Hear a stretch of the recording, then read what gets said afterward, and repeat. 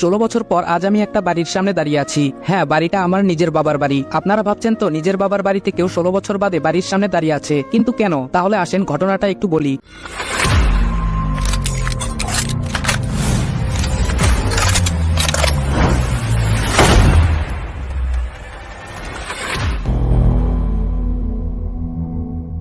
পুরোটা গল্পের মাঝে জেনে নিতে পারবেন। আমি আদিব আল ইহসান, আমরা 2 ভাই ও 1 বোন। আমি মেজো, ভাইয়া বড় আর ছোট বোন আরিশফা। বাবা এই শহরের নামকরা বিজনেসম্যান আফজাল আল ইমরান। মা একটা সরকারি কলেজের প্রিন্সিপাল। মায়ের পেশাটা শখের বসে পালন করা। ভাইয়া আশরাফ আল ইহসান আমার 3 বছরের বড় আর বোনটি আমার 4 বছরের ছোট। ভাইয়া ছোট থেকেই আমাকে খুব একটা সহ্য করতে পারে না। যেহেতু বাবা মা দুজনেই ব্যস্ত মানুষ, তাই আমরা তাদের সংস্পর্শ খুব কমই পেতাম। বাসায় সার্ভেন্টরা আমাদের দেখাশোনা করত। এর মধ্যে আমাদের খেলাধুলা বেড়ে ওঠা হতে থাকে। আর ভাইয়া নানাভাবে আমায় অবহেলা করে, যেগুলো আমার ছোট মনে অনেক খারাপ লাগতো, কিন্তু কিছু বলতাম না, সব চুপচাপ সহ্য করতাম। আমার এই চুপ করে সহ্য করাটা ভাইয়া আমার দুর্বলতা ভেবে নেয় আর বাবা মায়ের কাছ থেকে আমায় নানাভাবে বকা খাওয়াতে শুরু করে। একদিন খেলার মাঝে ছোট বোন আরু ভাইয়ার কারণে ব্যথা পায়, কিন্তু ভাইয়া বাবা মা আসার পর দোষটা আমার ঘাড়ে চাপায়। যেহেতু আরুর আঘাতটা বেশি ছিল, তাই বাবা মা আমার উপর অনেক রেগে যায়। আমার কোনো কথাই না শুনে বাবা আমাকে অনেক মারে, আর মা উনি সামনে থেকে সবটা দৃশ্য দেখতে থাকে। মারা শেষ হলে উনারা আবার আরুকে নিয়ে ব্যস্ত হয়ে যায়, আর ভাইয়া সে আমার দিকে তাকিয়ে মুচকি হেসে চলে যায়। সেদিন আমার খুব রাগ হয়, রাগ করে বাসা থেকে বেরিয়ে যাই। আর আজকে আবার 16 বছর পর বাড়ির সদর দরজার সামনে দাঁড়িয়ে আছি, তবে বাড়ির ছেলে হিসেবে নয়। 2 মাসের জন্য এই বাড়ির একটা ঘর ভাড়া নিয়েছি।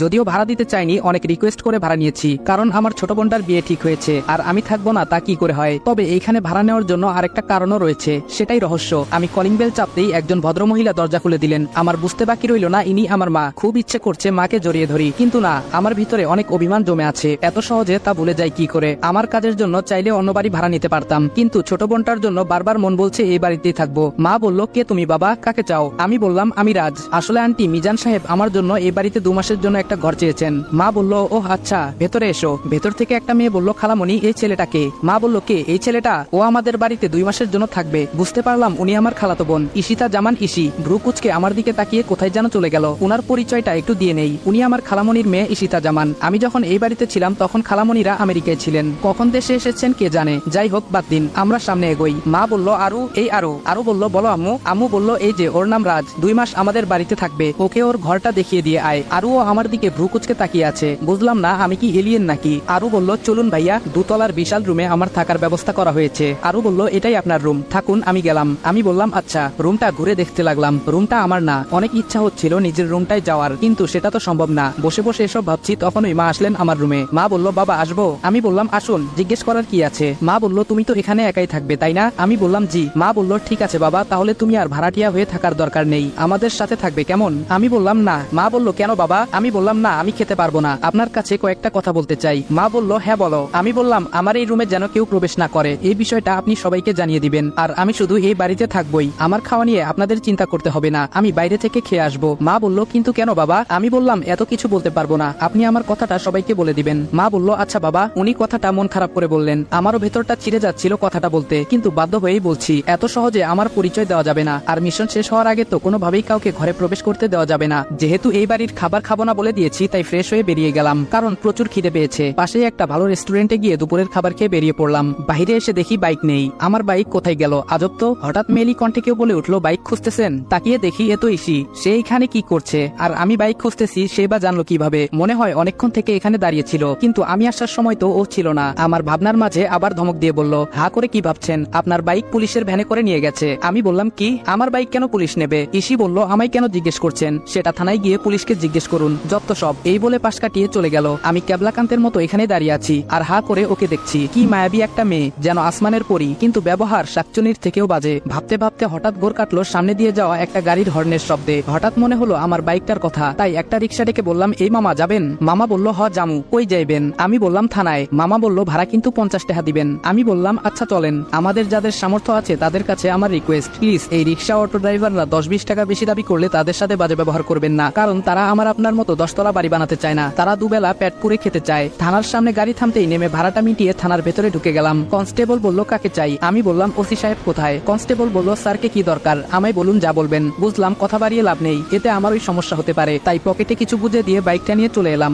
পুলিশের ঝামেলা পেরিয়ে আসতে আসতে প্রায় সন্ধ্যা হয়ে গেল, তাই বাসার উদ্দেশ্যে রওনা হলাম। কাল থেকে কাজে লেগে পড়বো। হঠাৎ পুরুষ কণ্ঠে কেউ বলে উঠলো, দাঁড়াও। চেয়ে দেখলাম একজন ভদ্রলোক সোফায় বসে আছে। আছেন, সাথে একটি ছেলে। বুঝতে বাকি নেই উনি আমার বাবা। বাবা বলল, তুমি নিশ্চয়ই রাজ? আমি বললাম জি। বাবা বলল, আমি আফজাল আল ইমরান, এই বাড়ির মালিক। তার মানে মিজান তোমার জন্য 2 মাস একটা ঘর চেয়েছে? আমি বললাম জি। বাবা বলল, তুমি আমায় আঙ্কেল বলতে পারো, ভয় পাবার কিছু নেই, আমি তোমার বাবার মতোই। কথাটা শুনে কলিজাটা কেমন যেন করে উঠলো। হবে নাই বা কেন, নিজের বাবা বলছে উনি নাকি আমার বাবার মতো। যাই হোক, এসব ভেবে লাভ নেই, আমাকে আমার লক্ষ্য থেকে সরে যাওয়া যাবে না, কিছুতেই আমি দুর্বল হব না। বাবা বলল, এই হলো আমার ছেলে আশরাফ আল ইরফান। আমি বললাম, আসসালামু আলাইকুম। ভাইয়া বলল, ওয়ালাইকুম আসসালাম। তখনই একটা ফোন আসায় ভাইয়া বেরিয়ে চলে গেল। বাবা বলল, তার রাজ, আমি শুনলাম তুমি নাকি তোমার আন্টিকে কিছু শর্তের কথা বলেছো। আমি বললাম, না আঙ্কেল। বাবা বলল, মানে? আমি বললাম, আসলে আঙ্কেল ওইগুলো আমার শর্ত নয়, অনুরোধ। বাবা বলল, কিন্তু কেন?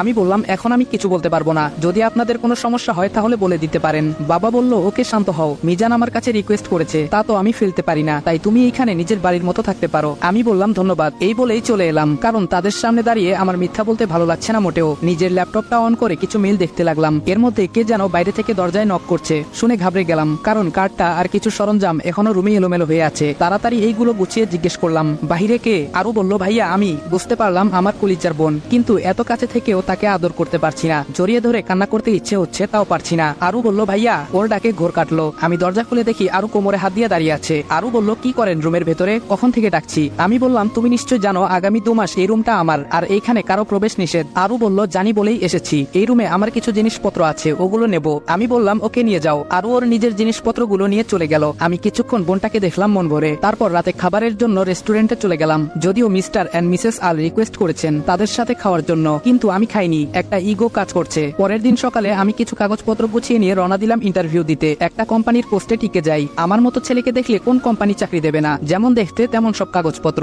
একদম খাপে খাপ, এ যেন পূর্ব পরিকল্পনা। হ্যাঁ তাই তো, তবে এটা শুধু আপনারা জানেন, অন্য কাউকে বলবেন না। কিন্তু আমি এই অফিসে কাজ করতে লাগলাম এবং খুব অল্প দিনেই বসের খুব প্রিয় হয়ে উঠলাম। কিন্তু এই অফিসের আসল বসটাকে তা আজও জানতে পারিনি, কারণ আমি যাকে বস বলছি উনি আসলে ম্যানেজার। বস নাকি অফিসে আসেন না, আড়ালে থেকে কাজ করান। কিন্তু আমার তো বসকেই দরকার, আমার টার্গেট তো উনি। দেখতে দেখতে 1 মাস পেরিয়ে গেল। আমি আমার মিশন অনুযায়ী কাজ করতে লাগলাম। মিশনটা অনেক জটিল, যেটার ফুল ডিটেলস গল্পে দিতে গেলে গল্পই এলোপাথারি হয়ে যাবে। এই 1 মাসে আমি অনেক তথ্য ইনফরমেশন বের করেছি, যেগুলো আমার মিশনে কাজে লাগে, কিন্তু কোনোভাবে অফিসের বসের কাছে পৌঁছতে পারিনি। এমনকি জানতে পর্যন্ত পারিনি বসের নামটা কি। যিনি আমার বস অর্থাৎ ম্যানেজার, উনি নিজেও নাকি বসকে চেনে না। কি মুশকিল বলুন তো। আজ অফিস থেকে বাড়ি ফিরে দেখি বাড়ি ভর্তি মেহমান বসে আছে। বাবা মা ভাইয়া ওনাদের সাথে কথা বলছে, আপ্যায়ন করছে। মেহমানদের মধ্যে একজন পুরুষ আর একজন মহিলা, আর আমার বয়সী একটা সুদর্শন ছেলে বসে আছে। দেখে বোঝাই যাচ্ছে বিয়ের সম্বন্ধ নিয়ে কথা চলছে। তারপরেই আমার মনে হলো, আরে আমার বোনের বিয়ের কথা হচ্ছে মনে হয়, এজন্যই ওনারা এসেছেন। তাই পাশ কাটিয়ে উপরে চলে যাচ্ছিলাম, পেছন থেকে এক ভদ্রলোক বলে উঠলেন, মিস্টার আল, এই ছেলেটাকে তো চিনলাম না। বাবা আমাকে কাছে ডাকলেন। বাবা বললেন, রাজ এদিকে আসো। এই হলো রাজ, আমাদের বাড়িতে 2 মাসের জন্য ওর একটা কাজে এসেছে। ভদ্রলোক বলল, ও আচ্ছা। আমি ওনাদের সাথে কৌশল বিনিময় করে চলে আসছি। সিঁড়ি দিয়ে উঠতে যাব এমন সময় দেখতে পেলাম যেন আসমান থেকে কোনো পরী নেমে আসছে আমার রাজকন্যা বোনটার সাথে, আর অন্য পাশে ভাবি। কিছুক্ষণ তাকিয়ে থেকে রুমে চলে এলাম, আর বসে বসে ভাবছি, মানুষ তো এসেছে আমার বোনের হবু শ্বশুর বাড়ি থেকে, তাহলে ওর এইভাবে সাজার কি আছে? ধুর ছাই, আমি কেন এসব ভাবছি? ওই মেয়ের ইচ্ছে হয়েছে তাই সেজেছে, তাতে আমার কি? তবে ও কিন্তু বেশি সাজেনি, আমার চোখে হয়তো এমন লেগেছে। ভাবতে ভাবতে বাথরুমে চলে গেলাম, ফ্রেশ হয়ে নিচে নামলাম খাবার খাওয়ার জন্য। বাহিরে যাব তখন বাবা বলল, রাজ শোনো। আমি বললাম, জি বলুন। বাবা বলল, বলছিলাম কি, আজকে বাইরে যাওয়ার দরকার নেই, মেহমান আছে, আজকের দিনটা একসাথেই খাই, বাড়ির সবাই একসাথে খাই, অথচ তুমি একা একটা ছেলে বাইরে খাও, আমাদের খারাপ লাগে বাবা। নিজের বাবার মুখে কথাগুলো শুনে চোখে পানি চিকচিক করতে লাগলো। এত বছর হয়ে গেল নিজের আপন ছেলের খোঁজ নিল না, অথচ অচেনা একটা ছেলের জন্য কত দরদ। আমি বললাম, আচ্ছা ঠিক আছে। বাবা বলল, তাহলে টেবিলে বসো, সবার সাথে খেতে বসছি। কিন্তু ইসি আসেনি, তাই ভাবি ইসিকে ডাকতে গেলেন। একটু পরে দুজন ফিরে এলেন, তবে খাবার টেবিলে আমায় দেখে কিছুটা চমকে গেল। তবে মেহমান থাকায় তেমন একটা রিয়াকশন দেখলাম না। খাওয়ার সময় সবাই টুকটাক কথা বলছে, যেগুলো আমি শুধু চুপচাপ শুনেছি, কিছু বলিনি। কথাবার্তা শুনে বুঝতে পারলাম আমার বোনের হবু শ্বশুর মশাই রৌফ চৌধুরী বাবার মতোই একজন বিশিষ্ট ব্যবসায়ী, আর হবুবর রোহান ওনার একমাত্র ছেলে। খাবার শেষ করে উঠেই যাচ্ছি, তখন ফোনটা বেজে উঠলো। তাড়াহুড়োই উঠতে গিয়ে ইসির সাথে ধাক্কা লেগে যায়। দুজন একসাথে উঠতে গিয়ে কাকতালীয় ভাবে ঘটে যায় ঘটনা। আমি কিন্তু ইচ্ছে করে দেইনি। ধাক্কার টাল সামলাতে না পেরে ইসি কিছুটা ঝুঁকে যায়, তবে পরেনি, স্ট্রং বডি বলে কথা, কিন্তু পায়ে কিছুটা আঘাত পায়। আমি সেখান থেকে ডোন্ট কেয়ার ভাব নিয়ে ফোন হাতে সোজা রুমে ঢুকে যাই, আর সবাই আমার যাওয়ার দিকে তাকিয়ে থাকে। ফোনটা ছিল আমার সিনিয়রের, যিনি আমায় এই মিশনের দায়িত্ব দিয়েছেন। আগামীকাল আরো কয়েকজন যোগ হবে আমার সাথে, সেটা না হয় কালই দেখা যাবে। আমি ল্যাপটপে কাজ করছি, এটা যেহেতু প্রেম নিয়ে গল্প, তাই কাজের জটিল ডিটেলস মাঝখানে ব্যাখ্যা করছি না। হঠাৎ করে মনে হলো তখন ইসির পায়ে ব্যথা পেয়েছিল, কাজটা আমি ঠিক করিনি, ওকে সরি বলা দরকার, কিন্তু কিভাবে? আমি তো কারো প্রতি দুর্বল হওয়া চলবে না। অনেক ভেবে একটা রাস্তা পেলাম। ইসি যে রুমে থাকে সেই রুমটা থেকে বাড়ির পেছন দিকটা স্পষ্ট, আর সেখানে একটা জানালাও আছে, তাই একটা চিরকুটে সুন্দর করে সরি লিখে পাঠিয়ে দেই। যেই ভাবা সেই কাজ। কাগজটা যখন বিছানায় পড়ছিল তখন ইসি রুমে ছিল না, পরে এসে সে দেখতে পায়। ইসি ভাবে চিরকুট, আবার সেখানে লেখা সরি। ব্যাপারটা কি হতে পারে আর সরি বা বলবে কেন? ওয়েট রাজ নয় তো? তখন খাবার টেবিলে ঘটে যাওয়া ঘটনার জন্য সরি বলছে হয়তো। দূর কি সব ভাবছি, ওই ছেলে আর সরি প্রশ্নই আসে না। তবে এটা কিসের ইঙ্গিত? ইসির রুমে কাগজটা ছুড়ে দিয়ে এসে বিছানায় শুয়ে পড়লাম। অনেকক্ষণ চেষ্টা করেও কাজে মন বসাতে পারছি না। বারবার ভাবছি চাচ্চু আর ছোট মা তো আসেনি, তাহলে ইসি এখানে কি করে? ও তো আমি বাড়ি থেকে বের হওয়ার 1 বছর আগেই আমেরিকা চলে গেছিল, কখন ফিরলো? গত 1 মাসে আমি কাজে এতটাই ডুবেছিলাম অন্য কাউকে নিয়ে ভাবিনি। তবে এখন ইসি আমায় ভাবাচ্ছে, জানতে হবে ও কি করে। ছোটবেলায় ইসি আর আমার খুব ভাবছিল, সব সময় একসাথে ছিলাম। খালু অফিসের কাজে আমেরিকায় সেটেল হয়ে যায় আর খালামণিকেও নিয়ে যায়, কিন্তু ইসিকে নিতে পারেনি উনারা। এত ছোট্ট ইসি কান্না করে বাড়ি গরম করে দিয়েছিল, আমায় ছেড়ে আমাদের ছেড়ে যাবে না। কিন্তু এর 2 বছর পর ঠিকই জোর করে নিয়ে যাওয়া হয়। ইসি চলে যাওয়ায় আমি আরো একা হয়ে পড়ি। এর সাথে যোগ হয় ভাইয়ার অত্যাচার আর বাবা মায়ের অবহেলা। আচ্ছা, ইসি কি দেশে আসার পর একবারও জানতে চেয়েছিল আবিদ কোথায়? ও কি আমাকে খুঁজেছিল? এসব ভাবতে ভাবতে কখন চোখ লেগে যায় টের পাইনি। সকালের মিষ্টি রোদের আলো চোখে পড়াই ঘুম ভেঙে যায়। আজ মনে হয় বেশি ঘুমিয়েছি। রাতে ভাবতে ভাবতে ঘুমিয়ে গেছি, তাই অ্যালার্মের কথা মাথায় আসেনি। জলদি উঠে চট করে ফ্রেশ হয়ে বেরিয়ে যাই। বাইকে থাকা অবস্থায় ফোন বাজে। আমি ফোন রিসিভ করে বললাম অপেক্ষা করতে বলুন, আমার আর 2 মিনিট লাগবে। গেটের সামনে বাইকটা থামিয়ে দেখলাম 4টে ছেলে দাঁড়িয়ে আছে। এক একজন দেখতে মাশাআল্লাহ। আমায় দেখে তারা সালাম দিল। আমি সালামের জবাব নিয়ে বললাম আমার সাথে এখানে কথা বললে সন্দেহ করবে, তোমরা বিল্ডিং এর পেছনে যাও, ইন্টারভিউ দেওয়ার এখনো অনেক সময় বাকি। একজন বলল ওকে স্যার। আমি বাইকটা পার্ক করে পেছন দিকে চলে গেলাম। ওরা আবার স্যালুট জানালো। একজন বলল স্যার আমার নাম রাতুল, অপরজন বলল আমি আয়াস, তৃতীয় জন বলল আমি নীরব, শেষজন বলল আমি অগ্নি। আমি বললাম তোমরা সবাই সেম পোস্টে তো? আয়াস বলল ইয়েস স্যার। আমি বললাম গুড, তবে এখানে আমাকে তোমরা স্যার স্যার করবে না, নাম নিয়ে ডাকবে, কারণ অনেক রিকোয়েস্ট করে গ্রামের ছোটবেলার বন্ধু এসব বলে চাকরি ম্যানেজ করেছি। তাই এমন কিছু করবে না যার দ্বারা কেউ বিন্দুমাত্র সন্দেহ করতে পারে। সবাই একসাথে বলল ইয়েস স্যার। আমি বললাম আমি রাজ, আমাকে রাজ বলেই ডাকবে এবং অফিসে ফর্মালিটি মেনটেন করার জন্য স্যার বলবে। সবাই বলল ওকে। আমি বললাম যাও সবাই, আমি আসছি। স্যারকে ফোন দিয়ে কনফার্ম করে দিয়ে যেই অফিসের গেটে পা বাড়ালাম অমনি চোখ পড়ে গেটের বাইরের দিকে।